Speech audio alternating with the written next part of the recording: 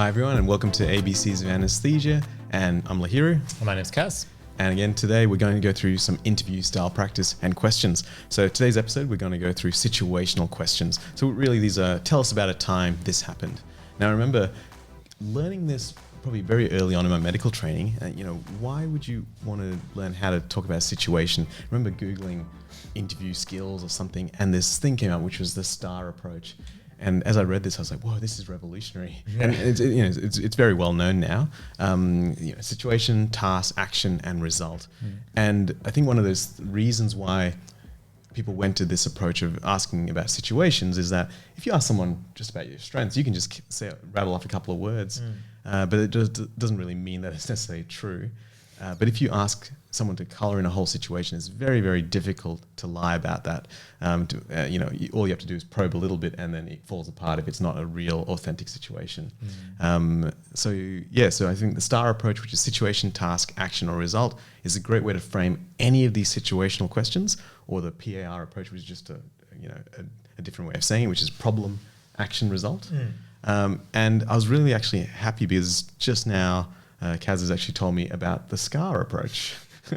It's just building on that, really. So the SCARR approach kind of builds on that idea. So it's a situation, and you talk about C, which is the complexity in the situation, and then A, which is the action, and then R, which is the result, and then another R, which is actually reflection, which I think is a really important part of answering this sort of question.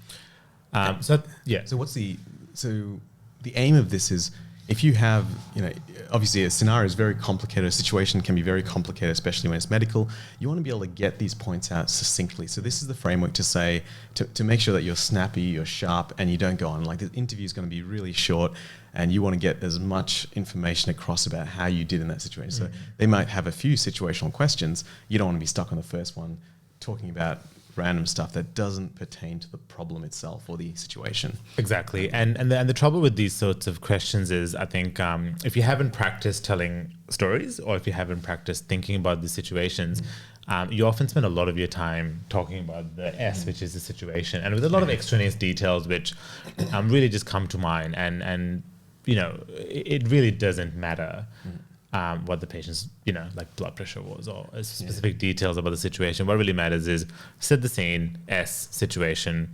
Then what they really want to know is the C, which is, or T, the complexity or the task. And that's where I think you go, well, this situation was made more complicated by the fact that it's A, B, C. And that's showing the depth of the complexity. The action, I would almost say, matters a bit less as well. And then I think when it really comes down to is the R, the reflection. How did you process that? What did you learn from it? What will you do differently? And I think if you can cover all those points in your answer in, 3.5 minutes, I think that is a phenomenal answer. Yeah, good. And so one of the examples I often give, especially, this is probably a generic example for most junior doctors at some stage. The situation was I was working in a small peripheral hospital, and someone came in with a non-STEMI. This complex because it was a small hospital. I was inexperienced as an intern or a junior doctor, and there weren't many experienced staff. So I've mentioned the word situation. I've mentioned the word complexity. The action I took was I pretty much did what I knew how to do, and sought help and sought transfer. So I kind of outlined 3 things that I've done, which is, give morphine, oxygen, nitrous, aspirin, do my, deuterium patient assessment and optimize. I call for cardiology, referral, and then I find out how to transfer this patient urgently to a cath lab center or a cardiology center. The result was that the patient survived, did well. They had whatever intervention that they had, and then my reflection was I was really pleased with how I did, because it was pretty much just using the frameworks I'd been taught through medical school, through my supervisors training me in that process, and getting the result that I wanted in a slightly difficult environment. Yeah. And then I guess, if you want to take the reflection to another level, you can really go, well, on reflecting, I was a junior staff member in a difficult situation in a poorly resourced hospital. So one of the things that you could do is escalate that to your seniors and really talk about resourcing that department better, or furthering your education so you're more able to handle that situation. But it sounds like you did that fantastically well. So it's about really thinking about systems level stuff as well, because we want big thinkers. I do like that, actually, because a lot of the time when problems happen, so like say you take it to the level of risk man or an M&M or morbidity and mortality meeting, a lot of the time, the things that come out of that is, oh, well, that's a problem. We don't want someone else to have that problem. Exactly. Let's fix that. So, yeah, I do like that, raising that to the next level of improving the system. That's really good. So, give us an example. So, literally, a situation can be any question and any person attribute as well. So, almost anything can be framed as a situational question. But do you want to give us some examples to run through? Yeah, so I guess, very common examples that we see with this is, tell us about a time where you had conflict with a colleague. Tell us about a time when you were in a difficult situation, or you had to make a difficult decision. And then you could bring in other attributes and other questions we're going to talk about. So tell us about a time you displayed good leadership, good followership, or tell us about a time you worked in a team that worked well or a team that worked poorly. So really you can bring in anything. And I think, as Lehiru was saying, it's really about thinking about what characteristics you want to portray and what characteristics you think are suitable for the job, and then portraying them through these examples. Yeah. I remember preparing a few things. So I remember preparing, as a junior doctor, I had far less situations, but I tried to remember a few tricky situations where things had happened. But I also tried to, say I only had 5 situations, each one of those could potentially have something that showed leadership and conflict and, difficult decisions. So the ability for me to, especially as a junior, having less scenarios that were worth talking about, but being able to, extract in interesting things was useful. So I remember having my scenarios, knowing how to talk about them, and then having a little point, say, this is team, this is leader, this is conflict. And whatever it is. And I think it is really good having one example that you can cover multiple areas in, because it just makes it so much easier. You have one good juicy story that you fleshed out, that you identified the complexities and the challenges, and you can cover many things. That just makes it so much easier on the day. But if you don't have that, that's okay. I think I had about 5 stories memorized, or not, well, practice, should I say, for a whole host of different things. And funnily enough, the story I used in my interview was one I hadn't practiced. Oh, really? Because it just worked better for the thing, and I think it landed well. It's really hard to know. Hey, you got onto the program. So I must have done something right. That's right. In spite of that horrible, unprepared answer. Should I be giving interview advice there? In spite of your poor performance at the interview, Kaz, we encourage you to... we accepted you on the training program. Okay, so now what happens if you are asked a situation that you genuinely don't have a situation that you can remember or recall? What do you do? Yeah, look, that's really challenging. I think one thing you can do is to take a minute, take a breath, try to think of something, try to find something that could loosely fit that idea. But I think what you're alluding to, and what I think you should prepare to do, is say, look, I can't really think of an example where I portrayed this, but a similar experience was. Or you can go, but the way I would respond to this situation is by considering the complexities in the situation. So, A, who's involved, with the patient safety factors and with the institutional systemic factors. And this is what my response would have been. Yeah. I think that's a good save, but I still don't think it's as good as having a story. So what you're saying is you should try to hit these. There's a few essentials: the conflict resolution, difficult situation or difficult decision, leader, follower, team member. When were you criticized? When did you do well? When did you do poorly? A colleague not pulling their weight, colleague not coping, or you're not coping. These are a few kind of basics, and we'll probably put a whole list in the show notes to kind of go through. But it's probably something that you really need to think about, is what you're saying. Yeah, and by this point, when you're applying for a training program, assuming you're kind of PGY 4+, it might be different if you're applying for pediatrics and you're just in your internship. You'll have lots of stories, and I think the closer you are to finishing med school, the more you can rely on non-clinical stories. Yes. So even in my quick care interview, I talked about experiences I had in my medical society, conferences I was involved in, and that was all still very relevant, and no one really bats an eye when that's your experience. And obviously for the anesthetic program, I'd had 3 years of experience, and I had so much more to draw from, and I definitely drew from that. So I think widely, think broadly. I think it's okay to talk about stuff outside of your medical or your professional self. If you really have to, if it's a really good story. But I do think the more senior you get, the more you should probably have a clinical slant. Yeah, absolutely. So let's say you just can't seem to think of the story on the fly. try to give a hypothetical because that may be relevant. Like, I don't have a situation, but I can imagine that this would be the situation, this would be the complexity. I would do this action. Yeah. And this I hope this would be the result, and potentially how to reflect on this. Yeah. And that's a good, reasonable answer. I don't think anyone could fault you for that. It just lacks the oomph. Yeah. But then if you do have something outside work, that's probably a good save as well. I think so. Yeah. Good. So something again, as an intern, as a junior doctor, I felt like I was just struggling for these stories. Like, when really was I a leader? Like, beyond the sporting teams I was in or whatever.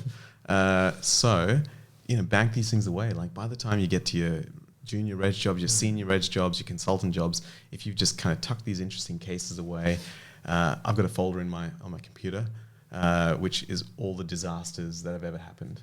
That's very depressing, Lahiri. Yeah, no, absolutely. But it's part of it's coded. It's how you met. Yeah, it's something that I think a lot of anaesthetists have. Interesting.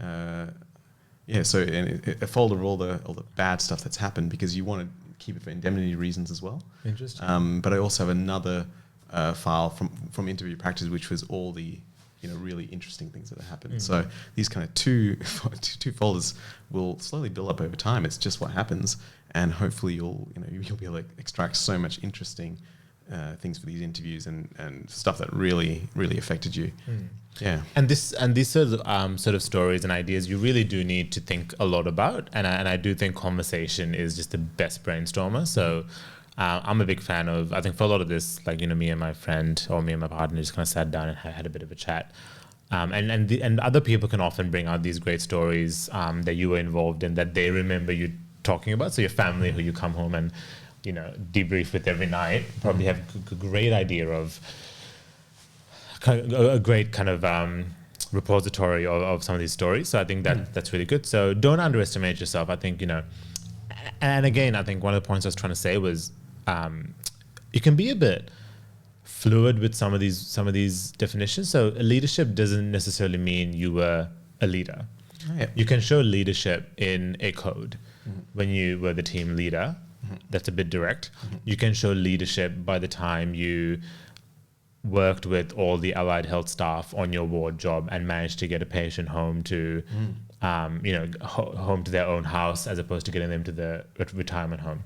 Yeah, that's right. You can show leadership in a lot of ways, and it doesn't necessarily have to be this hierarchical. Yeah, that's right. What's the word? I was actually just talking about this thing, how I was doing the orthopedic job, and it seemed like I was told the most important task on my orthopedic job was making sure the X-rays were there for the meeting. They love the X-rays. They love the X-rays, and it wasn't. It was a time before EMR, any kind of digital records. So I remember this time when I had the patient had taken home the X-rays, out to all of them. We didn't have any copies, and I moved heaven and earth to get a courier from the patient's hometown, which was another town across, but a very small town, to have it delivered by the evening so it'd be ready for the morning. And I'm just thinking of this now, but that was like that was a level of, I guess you could call it leadership, but like logistics and organization that I didn't think I was meant to be able to do. As a doctor, like why is that my job? How much do you love EMR, Lahiri? Yeah, I mean, so much. I can't imagine the hours I spent on that now would be just a press of a button. Yeah, that job. Or a call to a clinic going, can you fax this through? Yeah. That's right. Or even just, actually, just take an iPhone screenshot of that. It's so easy. So if you can't think of specific examples, think about, more kind of, what's what I'm looking for? A more fluid definition of the word, and then think laterally. So why don't we maybe talk a bit more detail about one of these? So actually, you go. No, you go. I think one of the trickiest ones, it's like the question about what are your weaknesses. When's the time you're criticized? Like, how do you approach that? That's clearly a tricky question. Yeah. Because you kind of now, it's like that paradoxical question. By answering this question, you'll show that you're not appropriate for the job. If you're being honest. So how did you approach that? So I think with these questions, so tell me you're criticized, tell me something you're bad at, tell me when you fail, tell me what are your weaknesses. I think it's important to be honest. So the days of getting by saying, my worst quality is that I work too hard, or that I care too much. They kind of worked in med school. They really don't, I think, do justice here. Did they even work in med school? Who knows? So what's the point of these questions? So I think the point of these questions is to show introspection and reflection and self-awareness. And that's all it is. You're not perfect. You're not infallible. You're going to make mistakes, and they know that, and they don't care. Right? Essentially. So what they want to know is, are you someone who thinks about their growth and their improvement and their progression and how they respond to that and they're aware of it? Or are you someone who kind of just floats by and just thinks they failed, or get really depressed, or thinks they failed and kind of just, doesn't improve on it? So with these questions, what I do is I try to be really genuine. So I think I talked about screwing up an intubation with a consultant who was one of my mentors, and it was really stupid. In retrospect, it was just such a small problem. It was me missing a tube as a quick care resident. It was one of many. But I think what I really talked about that was how I reflected, how I debriefed, and then what I changed and what I implemented, and how that led to me keeping a logbook, and how that led to me documenting all the incremental feedback I got about my intubation technique. So that then became a fantastic example of how I corrected what I saw as a deficiency. Yeah.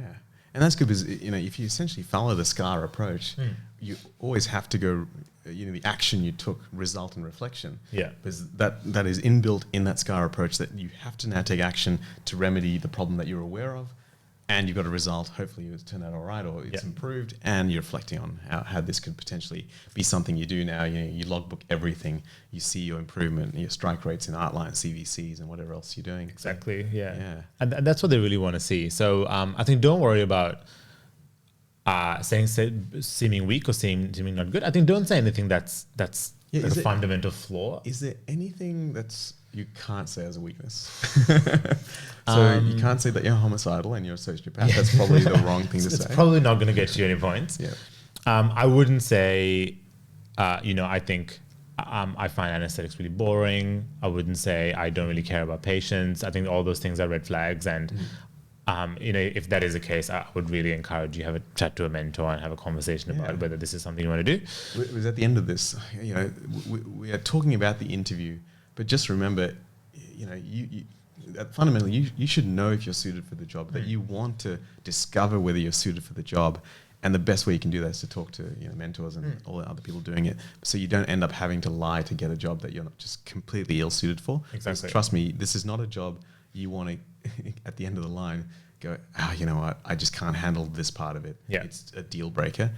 And you didn't know, and now it's sunk cost fallacy. Yeah. You're already heavily invested, and it's very difficult to throw in the towel and do another career at the wrong time. And there are a lot of people, I think, who are now transitioning to anesthesia from other competitive specialties when they don't get on. And I think the issue is a lot of people do see us quite relaxed and sitting down and chatting and going for coffee breaks. And I think there is a perception that our job is easy, but I think when you've had kind of a lot of the challenging situations that we are faced with, whether it's kind of a clinical deterioration in theatre or a code or trauma, you kind of just do realize it's actually a really tough job for a lot of different reasons.